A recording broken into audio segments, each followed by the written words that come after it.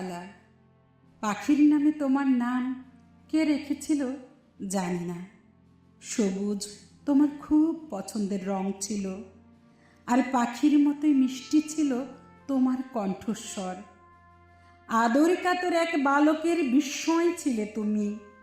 দীর্ঘ ছুটিতে বাবা মার সঙ্গে করাচি থেকে উড়ে এসে বালকটি তাঁর মুখ লুকোতো তোমার আঁচলেরই নিচে।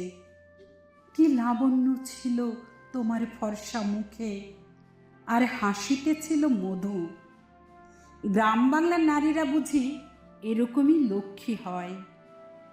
আমার পৃথিবী ছিলে তুমি, ছিলে প্রথম ভালোবাসা।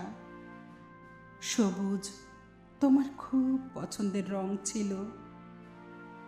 জানি না সেদিন তুমি সবুজ শাড়ি পরেছিলে কিনা।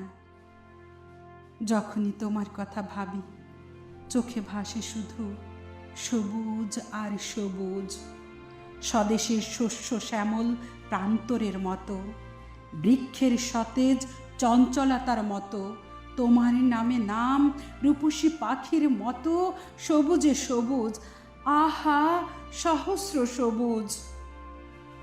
সেই সবুজের ভিতর দেখি লাল রক্তের ছোপ। কটা গুলি লেগেছিল তোমার শরীরে? তোমার সবুজ শাড়ি কতখানি লাল হয়েছিল আমার জানা নেই। সন্ত্রস্ত বর্বর সৈনিকেরা আচমকা ব্রাশ ফায়ার শুরু করে দিয়েছিল। যদি তারা তোমাকে তুলে নিয়ে যেত তাহলে কি হতো?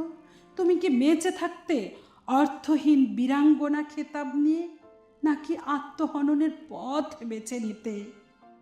আমি অনুমান করতে ব্যর্থ। গণ আদালতে কজন বীরাঙ্গনা এসেছিলেন। আমার কান্নার বয়স নেই, তবু তাদের দেখে খুব কান্না পেয়েছিল। কি সম্মানী না আমরা তাদের করছি 22 বছর ধরে। করুণ বেঁচে থাকা কিংবা গৌরবময় মৃত্যু, কোনটা তোমার জন্য শ্রেয় ছিল জানি না। বাস্তবতা হলো তুমি নেই তোতা খালা। শুধু জেগে আছে সবুজ শাড়িতে লাল রক্তের ছোপ, যেন স্বাধীন বাংলাদেশের পতাকা। আজ পতাকার দিকে তাকালে তোমার সবুজ শাড়ি আর লাল রক্তের কথা মনে পড়ে যায়। তোমার সবুজ শাড়ি, তোমার বুকের রক্ত, তোমার সম্ভ্রম দিয়ে বোনা আমাদের এই জাতীয় পতাকা। তোতা খালা, যখন পতাকাকে স্যালুট করি তখন তোমাকেই অভিবাদন জানাই। যখন পতাকার নিচে এসে দাঁড়াই তখন আসলে তোমার স্নিগ্ধ আঁচলে স্নেহেই জড়াই। এই পতাকার জন্যে আজ আমার এক চোখে অশ্রু, অন্য চোখে অগ্নি। তোতা খালা, আমাকে আশীর্বাদ করো। তোমার রক্ত ভেজা নরম বুকে মাথা রেখে শেষবার কাঁদতে দাও, যুদ্ধের প্রস্তুতি নিতে দাও।